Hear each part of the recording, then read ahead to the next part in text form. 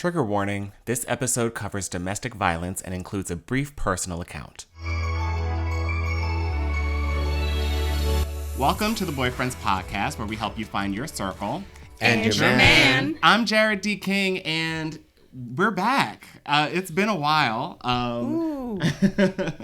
Renee, we lost some people, but we're going to keep this thing rolling. I don't know about y'all, but I'm excited. I'm actually a little bit nervous to kind of come back to the podcast. I don't know. I hope you all like it. I hope you all are still with us and still enjoying the conversations that we have coming for you. So real quick, I want to introduce a couple of guests. I do have a good friend, Arvin, here. Say hi, Which Arvin. camera am I looking You're for? on this camera. Camera Hello. beep. So, and then we have a special guest as well. But before I introduce him, because he's gonna get a bigger introduction. But Arvin, why don't you let us know who you are, maybe how we met, and that whole thing. Hi. Good day to everyone. My name's Arvin. I met Jarrod through the tennis group that we both belong to, called the Philadelphia Liberty Tennis Association. It's a gay tennis group, but we're all not gay. We have straight and ally members also. Yeah.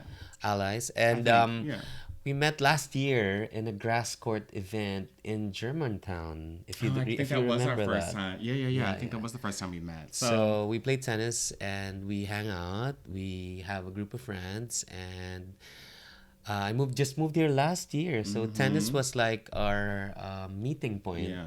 I just want to say, like, I invited Arvin on the show because he has a very big personality, and he's like one of the who's. He's like he came here, he moved here a year ago, and now he's like one of the who's who of Philadelphia. No, not really. Yeah, you kind of know everybody. Don't. No, I think I'm just very social as a person. And my husband's the same. We're both very friendly, and I'm very active in the tennis group because I'm the socials director. You were the communications director the year before. Yeah. But to give you a little bit of background about who I am, what I do, I've been in the radio industry for the past 22 years. So I managed 2 radio stations back in the Philippines, where I still do that from here remotely. So I have a daily morning show with 2 other co-hosts. It's called XYZ, where 3 generations converged every day. So 1 from Gen X, 1 from Gen Y, and 1 from Gen Z. So I record that thrice a week. Okay. So I'm kind of used to talking on the mic every day. Gotcha. Okay. For the past 22 years. But here in Philly, I'm a photographer, so I shoot photos. So Awesome. Nice. maybe I'll shoot yours soon. Look, I would absolutely love that. I think the BoyFriends podcast needs a little bit of a refresh as far as photos are concerned. But anyway, so we have a special guest with us as well. Everyone, welcome Timothy McLemore to the podcast. Tim. How are you, sir? I am doing fantastic. It's awesome to have you on. We recently followed each other on Instagram. You have I see you have a big personality as well. You're very, very lively on there. So why don't you tell us a little bit about yourself and I guess your book as well. Yeah, my name's Timothy McLemore. I'm biracial, grew up in Ohio, live in Miami, and I'm a founder of a nonprofit that aims to open a domestic violence shelter for queer people and LGBTQ, those struggling with homelessness or need to get out of a domestic violent relationship. That's me. What's the foundation called? Essential Haus. Nice. Gotcha. Awesome. Yeah. So we'll get a little bit more into that and everything that you do very soon. Real quick, I want to ask Renee, what's been going on with you? What's the update? Because we haven't been recording in a while. So. I know. Well, I did change my hair, but it's coming out tomorrow because It is so heavy. And yeah, I recently just turned 29. I got a nice promotion at work. Awesome. Just really just been working my butt off, and still focusing on health, wellness, and naps and pizza. Always the naps. I love it. And pizza. And pizza. You cannot forget pizza. It's essential to happiness. Gotcha. Yeah, I think for me, I don't know what else has been going on aside from just... Your hair is new. Yeah, I love that. We both got our hair did. Look, when I came back, I was like, I have to come back swinging. Fresh. Okay? That's important. But, Self-care is important. Self-care, yeah. Yeah, you know, I mean, it's just really trying to build this podcast up, trying to make sure that it's going to continue and to continue to be as engaging and fun as it usually is. So yeah, we'll see what the future holds. But right now, we're gonna jump into this conversation. So what I want to start before we get into your book, Timothy, because we talk a lot about like those moments where you're kind of starting a relationship or where you're trying to get into a relationship. So I kind of want to start on how do you like avoid those abusive relationships, I guess, from the get-go or from like the dating stage. Like, do you have anything, like, I don't know, like, I guess just answer that question. Maybe we'll just jump off from there. To avoid domestic violent relationships, you got to pay attention to red flags. And for me personally, one of the red flags was dealing with someone's impulsiveness and then them turning around and saying they loved you. It's really different for everyone, you know. A lot of people who are domestically violent with their partners, they're very charismatic. Yeah. You wouldn't really know. You can't. There's no physical description of an abuser. So like my previous partner, he was smaller than I was, but he was the one that tended to initiate violence.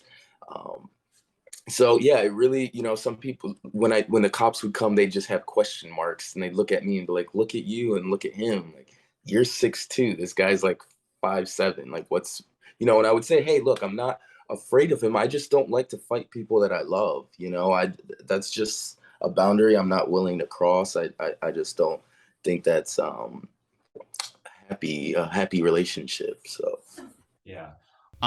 So yeah, like it's interesting because I feel like when you first meet somebody, like you never really know where it's going to lead, or it's very hard.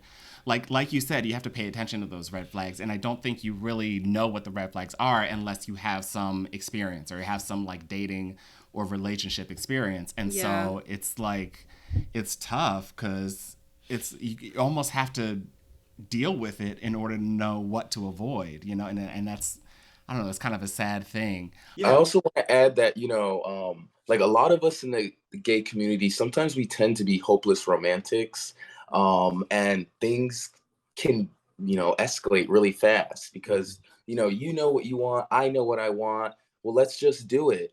And sometimes like 1 year in a gay relationship feels like 5 years for a heterosexual one because for things the Gen Zs just tend to especially. escalate very fast. We get very emotionally passionate.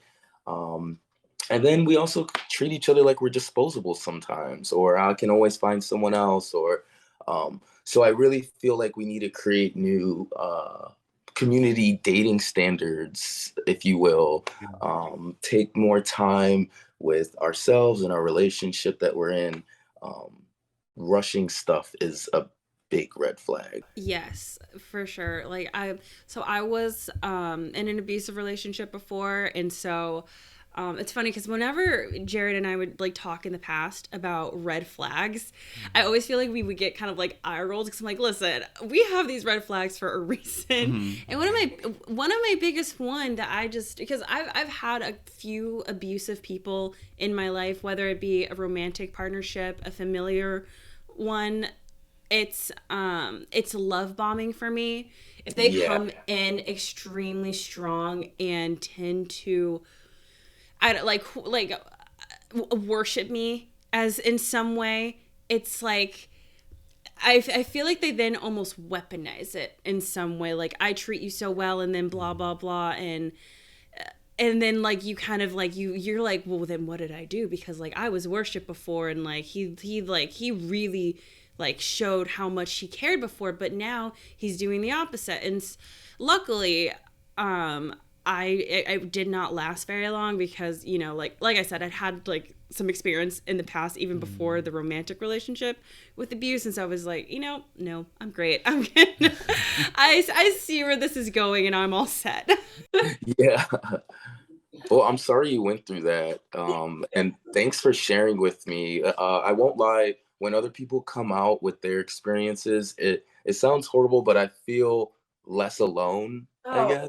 For sure. Not that I want you to be going through anything like this, but it just kind of gives me a sense of relief. Everything that I'm doing now, my book, my nonprofit, even this interview, is this is my therapy process. It's all been therapeutic for me. So thank you for sharing with me, because it really does mean a lot. Tim, I just have a question. Since you wrote a book on, the title of his book is "Love Is Not Abuse." So my first question would be, what are the types of abusive relationships? Because it's not just always physical; it can be emotional, it can be psychological. You know. So can you enlighten? Those exactly, mental, emotional, physical, and a lot of it derives from like passive aggression too. Obviously you love the person, but you treat them a type of way uh, to try and change their behavior. And sometimes you just have to be very real and raw and put your pride to the side and be like, hey, I love you. I just don't like that you did this, instead of being like, oh, well, you did this, so I'm going to do that. Everything can't be so tit for tat. At least that's what my experience was. I just felt like everything I did deserved a consequence for some reason. So yeah, you're right. There's emotional, mental, physical. And these days, what are the harder ones to deal with? Because it's always about the physical is always about power. Like if you wanna physically abuse someone, it's the actual act of hurting someone psychologically. It's not really about that. It's about having power over someone. So do you think now that, because people are talking a lot about mental health and emotional well-being, do you think the emotional abuse has taken over the physical abuse in a larger scale, or is it still a mix of both? Well, we really certainly can't tell, because a lot of the abuse within the LGBTQ community is unreported and underreported. Why do you think it's not reported or underreported? Personally, I feel like it's our relationship with authorities. It's not really the best right now. We don't really feel like we can trust the authorities. Um, and like I was saying earlier, when the police came to my house, they would just have question marks. You know, Everyone's not really aware about intimate partner violence within the LGBTQ community. And you'll be surprised that it actually is way more common and complicated. It's more frequent and more complicated than heterosexual relationships. It's just no one is talking about this. So I have a question about that, like, because I did see, you saying that it's like it's more frequent in LGBTQ plus relationships.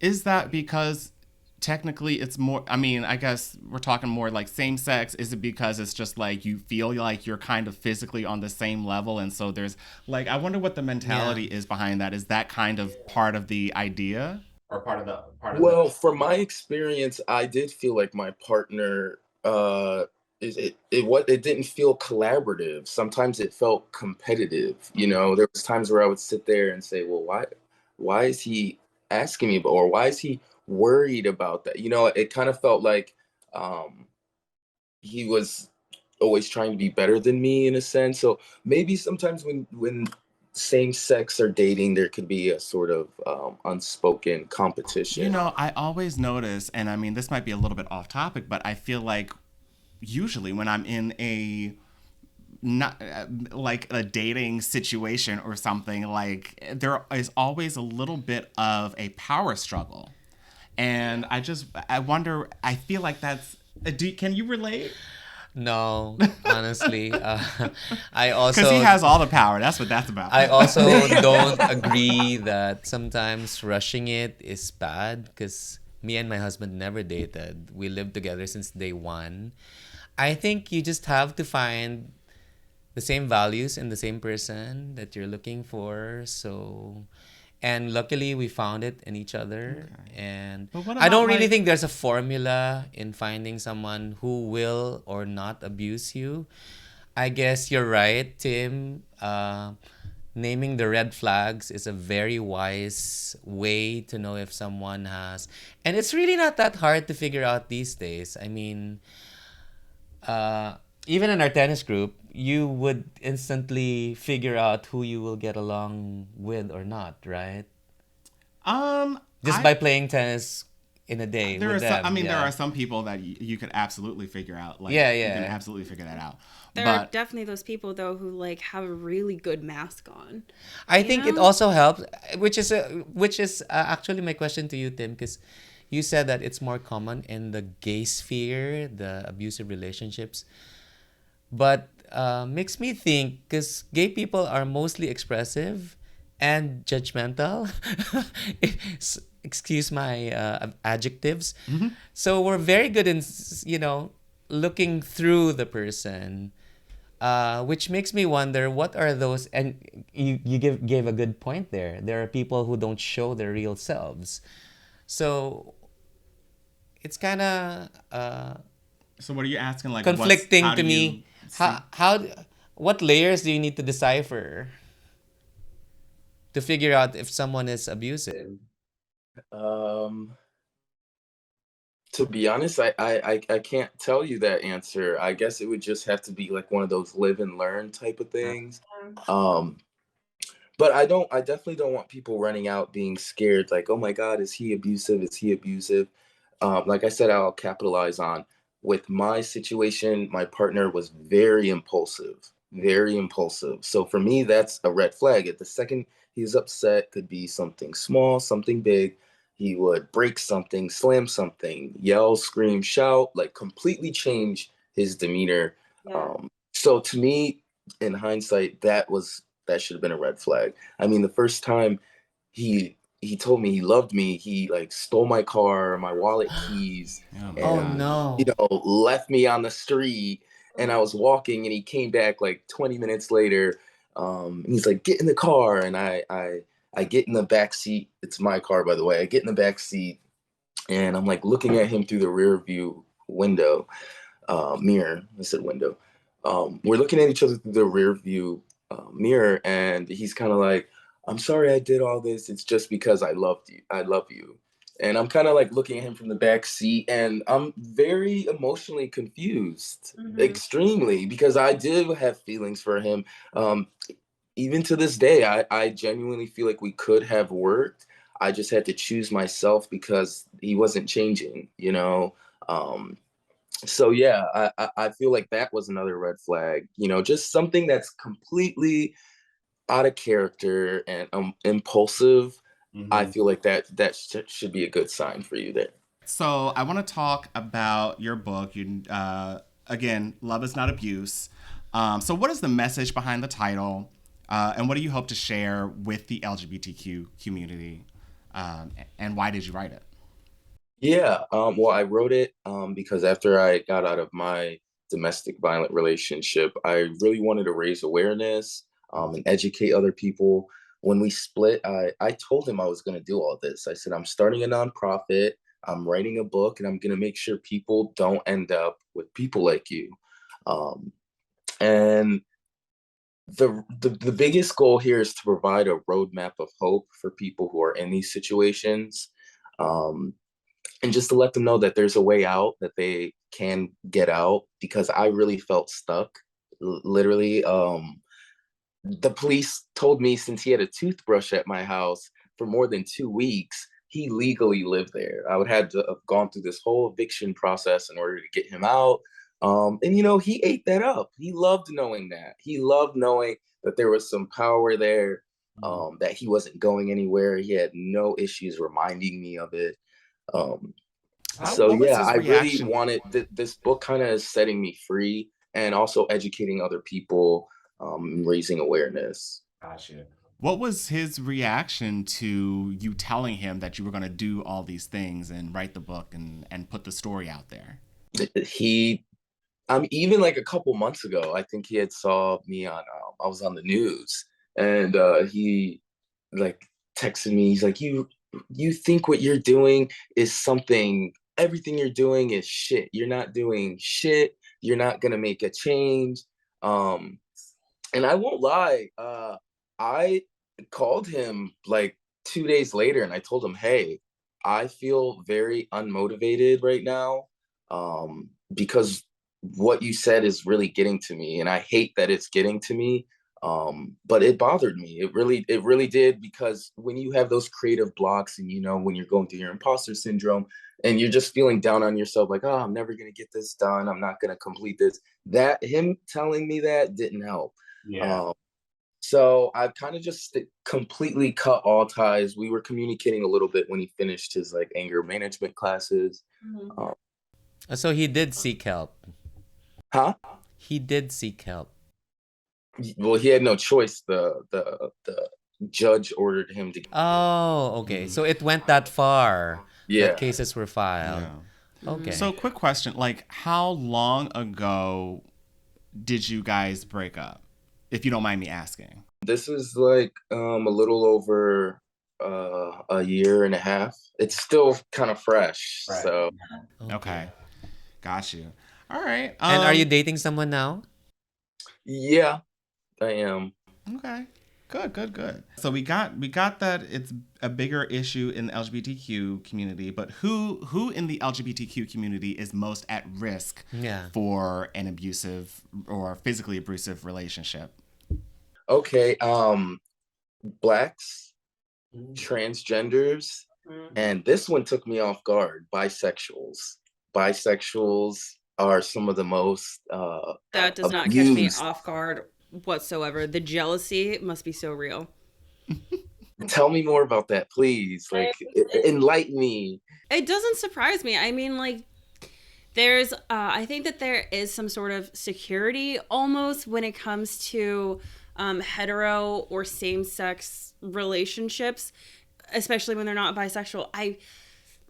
Maybe I'm completely wrong, but I think that there is definitely some, especially when a man is dating a woman who's bisexual, they might think like, oh my God, like she's bisexual, like that's so hot, until like, you know, maybe he sees her just like checking out another girl, or if like she's in a relationship with a girl and that girl sees her checking out a man, and then that girl could feel so completely like, is that what you actually want? Like, are you just like pretending to be gay for me? And yeah. So I can definitely see how that could go, for sure. I think it's also power. If you're bi, you want to indulge in everything. No, So- not necessarily. That's what my husband's grandfather said. There's bisexuals are the worst because they just want to indulge yourselves in everything. No. No. No, We're not going to say that's that. a stereotype. No. You know, You think so? Yeah, that's a I stereotype. always say that bi is- now, gay later. So, so for me, I think it's just the phase. Oh my Okay, God, no, Arvin. no, Can't, no. absolutely not. It is literally the second letter. Or no, it's the third letter. LGB, yeah. Yeah. It's the third letter. Yeah. It's a real thing. It's very real. I don't think, you know, and Or maybe there's a lot of confusion because you swing both ways. So I think emotionally and mentally that can also be a stressor for bisexuals. but I think the reason, and you know, I don't know, and this could be part of what you were saying, and like the whole reason is there's that misconception that, you know, if you're bisexual, then you kind of want to do all that stuff. Yeah. And if the other person doesn't necessarily know, that is like, no, it's just I'm there's just an attraction to other types of people. I mean, it's the same thing as me being in a relationship, and I'm still attracted to men, but that doesn't mean that I'm gonna go and have sex with any guy that I see. You know what I'm saying? So, I mean, I think people kind of have to like frame it that way or think about it that way. Yeah. But I loved how you put that. That was good. But I think it's also a lot of exposure in the LGBTQIA plus world, because especially me having moved here last year and coming from a very conservative country like the Philippines, where 82% are Catholic, it is very shocking to me to hear now from you, Tim, that it's more prevalent in the LGBTQ to be abusive here, considering the fact that America is very open to, and liberal about being gay. And it actually shocks me a little bit because I kind of thought that it was more accepting, it was more free, it was more non-toxic here compared to living from home, where it's really, really toxic back home. Like, it's really hard for me to understand how it's still not that balanced, I guess, is the word that I'm looking for, and healthy in terms of relationships. Because, being gay here is very, very normal. Yeah. And we didn't really grow up having, people to look up to on how what's the healthy, ideal gay relationship, especially in the media. I feel like now we're seeing it more. But growing up, the only examples that we really had were our parents. And sometimes our parents aren't the best examples, especially for queer folk, So I also feel like a lack of just seeing happy gay people in the media, because every time you do see them, especially growing up on TV, it was always a stereotype or a joke or, some kind of negative play. So, yeah. I thought that maybe we could like circle back to what you were saying about like when the cops came and like barely did anything to help, because they're probably like, it's men amongst men, just settle it like men. Or they just like don't even want to get involved because it's like a gay relationship. They're like, this is weird. Can we tap out? That's literally the vibes that they were giving too. I know. Yo, this is crazy? Weird. Like, what is this? Figure it out. Obviously, complete like this is like total extreme, but I love true crime. This was not a real abusive relationship. This was like murder. But basically, so Jeffrey Dahmer was a gay serial killer. And one of his victims actually made it out alive and like ran to get help, and he was like bloody and delusional. And these women, they saw him, and they like went to a police officer, and they're like, you need to help him, like he needs help, like he needs to be in a hospital. And Jeffrey Dahmer like runs up, he's like, oh, this is my boyfriend. And the boyfriend's like, no, I can't, or like his victim was like, no, please don't make me go back with him. And like the police officers were like, no, go back with your boyfriend, like I don't want to deal with this right now. And then he got murdered. Oh no.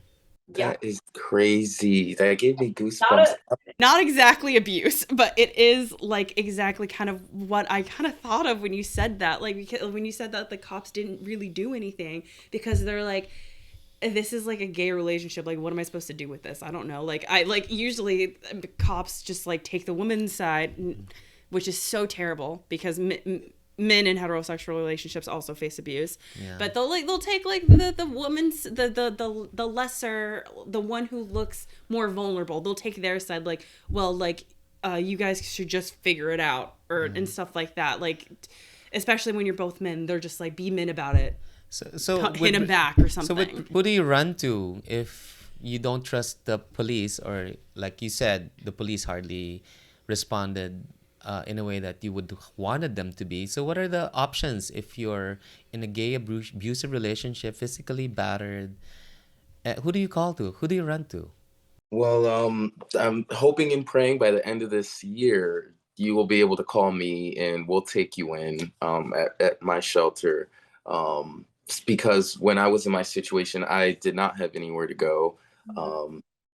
Going back to what Jarrod was talking about who is most affected, like we were saying, bisexuals, blacks, and it's also those lacking financial resources. Sometimes you just can't afford to up and go and get a new place and change your environment. Mm-hmm. So yeah, hopefully in the future, my organization will be someone that people can call, and it's available to everyone in the country. You know, if you're in Alabama, Mississippi, and you need help, I want you guys to be able to call Essential Haus. We'll bring you down here. We'll give you everything you need to start a new job placement, educational resources, housing assistance, whatever you need to start anew. How can people get involved with Essential Haus? Yes. Yeah, if they want to. I'm extremely interested in building my organization, my network, and things that we can offer. So you can contact me on Instagram at essentially Tim altogether, or you can reach out to the Essential Haus Facebook or Instagram page, Essential Haus, Haus. Gotcha. Awesome. So, okay, I do have one question because I think we kind of did a little skipperoo there, but it's all good. It's all good. Yeah, I like it though. It's fun. Like it's not like a normal structured like. Right. It's a dynamic conversation. You know? So that. Yes. But I do because I think it's important because we want to know like what are some steps like if we're speaking to somebody who's in an abusive relationship now. What are some of the steps that they can take to get out? Or how do you even try to fix it? I don't think you want to fix an abusive relationship. Well, when I had came out about it, like a lot of my Instagram followers were saying for us to go to therapy and do this. And I listened. We did try to do that. It just did not fix it. I mean, even when he went to jail and he got out of jail, I still went back with him. And it was, he still was violent. It literally took me a near lethal experience for me to like snap it into my head and say, hey, you can die dealing with this guy. Something bad might happen to you. You really have to get out. So I had to choose myself. But I kind of lost your question there in the midst of my ranting. Yeah, no. I mean, I think that kind of answers Arvin's question, but I want to know, like, what are the steps that people can do to, If you see something, say something. That goes for everyone. If you see one of your friends aren't acting like themselves or they share a little bit about the abuse they're going through, say something because you establish yourself as a resource for them when they're ready to get out of that relationship. And you also raise their awareness level that the situation they're in is not normal. It's not something that they should be in. That's not love. But also creating a paper trail. I know we don't have the best relationship with authorities, but you still need to call the police. When we were going through our whole court trial thing, they actually pulled up how many times the police were called. Some were from me, some were from neighbors, random bystanders. So I think that paper trail is really important because the authorities, like Renee was saying, really don't know how to navigate this realm. So if they have paper, it kind of makes it easier for them, Also, that paper trail is, if God forbid something were to happen where you need to like file a restraining order, you need a paper trail. You need that history of like, these are all of the incidents. Like, this is my backup, because sometimes people don't keep a record of it, and they can't keep a record of it up until the point where like they're actually filing to get a restraining order. They're like, we can't give you one. We don't have any proof. And so you need to have that proof. It's so important to have that. Like, even if you think it's something that's so minor, like if you have like that gut feeling, maybe you'll look back on it and laugh about like, I don't know, recording that weird voicemail that he left you, or that like that toxic text that he sent you that one time. You never know, like taking a screenshot or recording could save your life in the future. Sorry, I'm very passionate about that. Record everything. Tim, I want to know, if you don't mind me asking, I know it's very personal, but maybe a lot of our listeners are also waiting for that snap out of it moment. Do you mind sharing with us what was your experience that made you, okay, this is over, I'm done? Well, you're going to have to buy my book to find out. No, I'm just kidding. You can give us a teaser trailer. Don't worry. Maybe everyone will have to buy your book. No, I'm just. It's already in my cart, so. I'm gonna send one to Jared. Actually. Oh, thank you. I would love it.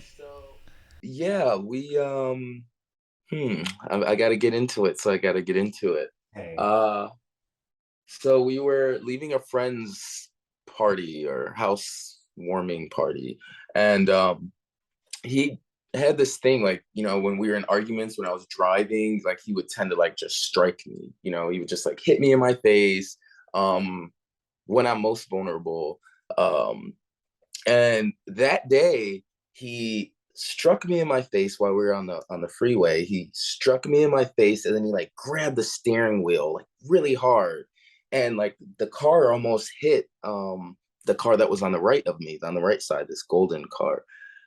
It almost hit it, and I freaked. I was like, and I stopped on the middle of the freeway over in the whatever that lane is. I stopped on the side of the freeway, and I got out of the car and I said, "Hey, I can't do this anymore. I can't do this impulsiveness. I can't drive with you anymore." Like, I was really having like a fear of being in the car with him. I just said, "Get an Uber. I'll just meet you at the house."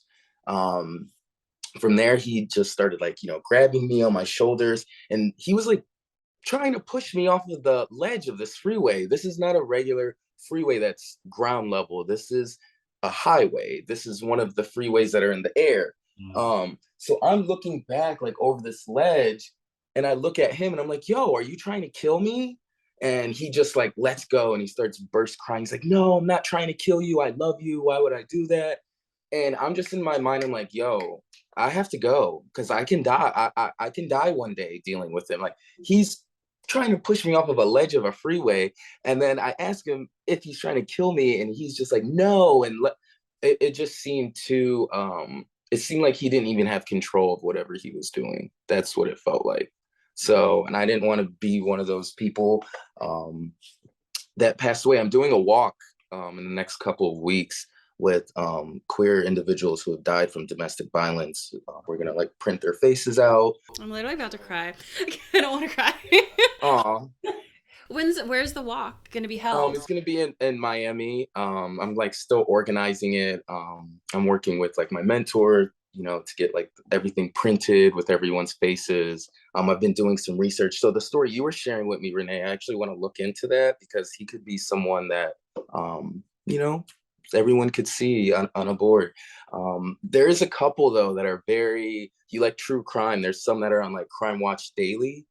With gay couples that, one guy like murdered his boyfriend and the new man he was with. So yeah, there's tons of stories and incidents. They're just not really heard about. And of course, tons of people have been pouring into my DMs, sharing their story. There was a lady, she lives in Tampa. She reached out to me, and she was telling me that she was with a man. They were dating for a while, and he almost killed her. And so she left him. And then I guess like 7 months later, she found him in the news. He killed his next girlfriend and her mother, killed both of them. So she was kind of, like beating herself up about it, saying, "Oh, I wish I was doing what you were doing." And I told her, "Hey, no. That there's none of that. You did what was best by getting out of that situation. And a lot of people already can't do that. So kudos to you for getting out of that situation." So yeah, the outpour, the stories are really coming in, and I'm happy to raise awareness, Well, how do you heal from that? I'm just curious. How do you heal from all this? Yeah, just talking it about out. And yeah, also, putting it out, yeah. one other question, just to backtrack. Like, what made you give him more chances? That made you stay? I mean, when you hear something over and over again, you start to believe it. And he really would say he wasn't going anywhere. So I really did believe he wasn't going anywhere. That was number one. Number two, I thought I could change him in some kind of weird way. I know everyone says that. That's truth. I kind of just kept holding on to that love bombing phase that we once had. And I was hoping for it to, to come back, those feelings to come back. Yeah. It's interesting. It's like, because I get it. It's like you start off so good, and it's like, well, if we could be that once, we could be that again at some point. Yeah. You know what I'm saying? Like, The so I illusion. understand that, and I understand that that's probably one of the biggest reasons why it's so hard to kind of get out. Yeah. Now, for our viewers, if anybody wants to reach out to you or kind of follow your journey with this, where can they reach you online or on social media? Yeah, you can follow me on Instagram, essentially Tim, all together. We'll definitely link that for sure. Do you want me to spell it? It's pretty long. It's all good. I think we can find it. We can find it. We have our sources. Oh goodness. Well, Timothy McLemore, thank you so much for joining us on the show. We appreciate it. I think this is going to be a very important episode. And I think you're going to have a lot more people in your DMs. Thank you for your work. Yeah, no, seriously, thank you so much, because I sorry to go back, but like, again, at the beginning when we were talking about, what are the red flags to look for? It's people sharing their stories, like people like you sharing their stories that help people identify those red flags and like save them for going through like what we went through. And it's so important. So I'm so grateful that you're sharing your story, because no one wants to be pushed off of a highway, obviously. Yeah. And so we want to avoid that. We don't want anyone to get to that point. So I'm really happy that you're doing this. Thank you. And thank you for making me cry because of your story. All right. Thank you, everyone, for joining us today on the BoyFriends podcast. Thank you. We had a great conversation, and please like, follow, subscribe. Follow at Essentially Tim. Give us your feedback. Let us know, what you want us to talk about next. And until next time, if you have no one else, you got us.